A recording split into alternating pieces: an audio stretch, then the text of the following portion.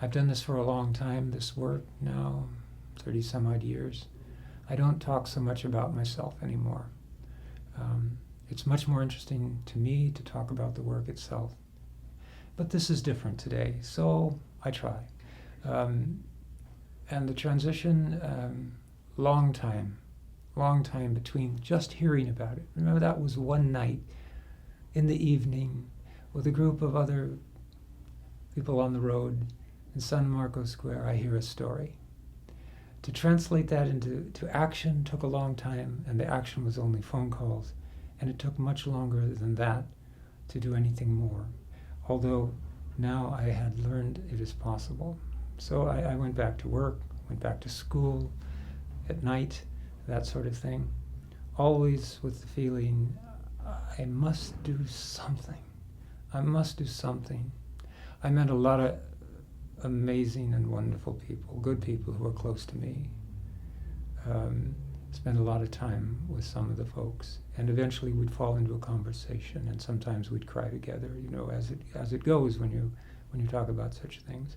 And then, because they cared, we would look around and what can we do? And there really isn't anything. Try a therapist over here, because that was a time when therapists were beginning to be common in the culture. Oddly enough, now we train so many. There are so many good people practicing in this wonderful town of Seattle, but then not so many. Try one, didn't work out. Try another, nice, caring, but didn't know, that sort of thing. So this went on literally for years, and it wasn't until the late 70s that finally just absolutely had to combine personal struggle with creating a response to the need. And by then, I did begin to meet one or two or three or four people who understood something about transition. So another few years passed, and I can't honestly say exactly when it was, very early 80s, that I did something about it in terms of full social and physical transition. Still in the trades at that time, which made it quite interesting, I think. One of the first in that particular world. And not to say ever that I'm speaking for the community or claiming to be the first, although I don't know of any other at the time. And I do know that Ingersoll may be the longest running support system of its kind. But regardless, that's me very proud, talking about Ingersoll and all that. But nevertheless, doing that, and so what I have is memories of a great many good friends, talking late into the night, sometimes over a glass of wine or two or three, and I finally telling this feeling of this body, it just doesn't match. I think female, and reaching out over time, finally finding a cadre of folks who listened, and I found other help, and very slowly began the process, which now is one that we can discuss clearly and openly with families and individuals. There's so many ways to deal with this. I didn't have that kind of a path, sort of made it as we went along. So hormones, physical transition somewhere in the early 80s. How important is the creation of your own path, and at what point do you become confident enough to do that?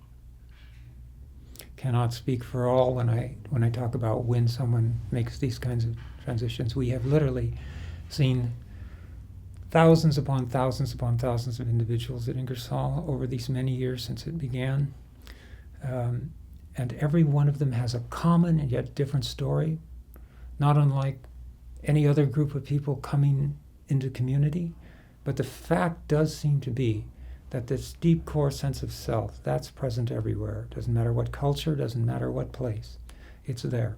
But how it's expressed, how it's brought into the world, that's another matter altogether. So I think what it was, for me, was a very prolonged and difficult coming to terms with sense of self. Now there's a process in place should people want to use it for discussion.